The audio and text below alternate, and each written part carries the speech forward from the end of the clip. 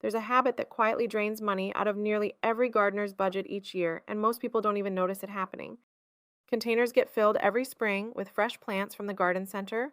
Real money goes into the soil along with real effort, and then winter comes and takes almost everything. The following April, the same containers get emptied and refilled, and the cycle starts again. It's a great arrangement if you happen to run a nursery. For everyone else, it's an expense that never had to exist because there's a whole group of perennials sturdy enough to survive winter right in their pots, returning bigger and better every single year and eventually multiplying into extra plants at no cost at all. Hellebore is worth starting with simply because it does something none of the others can. It blooms in the dead of winter through January, February, and into March, right when containers everywhere else look empty and lifeless. Varieties like Ice and Roses Red bring deep burgundy flowers, while Wedding Party offers pure white double blooms, and both are hardy from zones 4 through 9. A well-established hellebore can keep flowering reliably for 20 years or more, which makes it one of the rare plants where a single season's planting pays off for decades, especially if it's placed somewhere seen daily during the coldest months. Agapanthus takes things in a bolder direction, with tall stems carrying dramatic globe-shaped clusters of blue, violet, or white flowers that tend to stop visitors in their tracks. It's hardy in the ground from zones 7 through 11, though gardeners in zones 5 and 6 can still grow it successfully in a container moved to shelter before hard frost hits. Interestingly, this plant actually flowers more when its roots are somewhat crowded, so there's no need to rush into repotting until blooming starts to taper off. Coreopsis earns its spot through sheer persistence, blooming from early summer straight through to first frost with barely any breaks, even in poor soil and dry conditions. Moonbeam produces soft lemon yellow flowers on tidy, compact foliage, while Zagreb offers deeper gold blooms with fine thread-like leaves. Both are hardy across zones 3 through 9, and just a couple of minutes a week spent running fingers through the plant to remove spent blooms noticeably increases flowering for the rest of the season.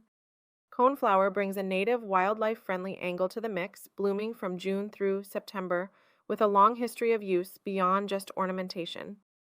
Magnus produces oversized purple flower heads, while Hot Papaya offers double orange-red blooms in a more modern style, and both thrive in zones 3 through 9.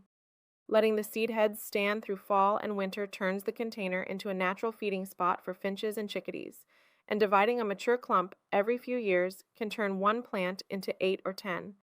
Corex, or ornamental sedge, solves a problem almost nothing else does, since it stays visually appealing through every season, including the bare stretches of winter when most containers look abandoned. Everillo brings gold and green striped foliage, while Ice Dance offers crisp, white-edged leaves that brighten shady corners. Depending on the variety, it's hardy from zones 5 through 9, and it never really goes dormant, just steadily fills in and improves year after year.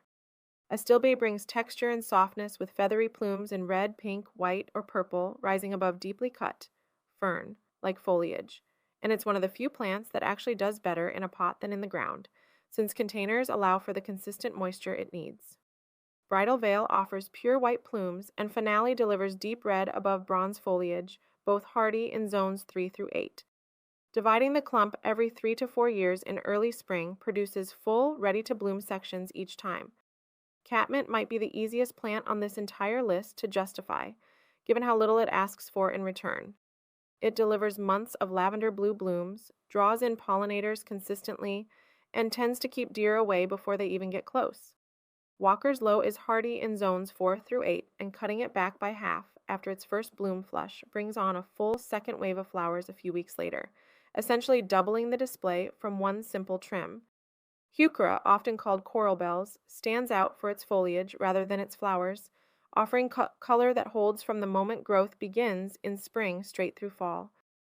Palace Purple brings near black burgundy leaves, Lime Ricky glows bright chartreuse in shade, and caramel shifts through warm amber tones as the season progresses.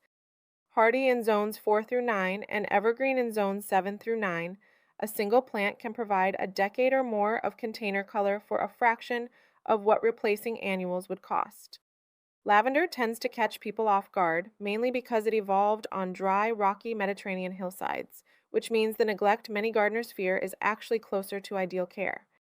English lavender, especially the Hidcote variety, is hardy down to zone 5 and tolerates heat and humidity well into zone 9. Mixing coarse perlite into the potting soil and skipping fertilizer altogether keeps it healthiest, and trimming it back by a third after its first bloom, cutting into green growth rather than the woody base, brings it back fuller and more fragrant each time. Hosta rounds out the list, and it's an especially strong choice for shaded porches or north-facing spots where most other plants give up. Hardy from zones 3 through 9, its broad leaves come in blue, green, gold, and variegated patterns, and it genuinely performs better in a container than in the ground, since pots avoid the waterlogged soil and slug problems that plague it outdoors. Dividing an established clump every few years easily turns one plant into 3 to 5 new ones.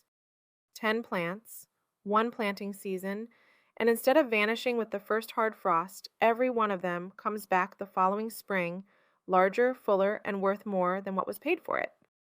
That's really the whole shift from replacing containers every year to simply letting them grow.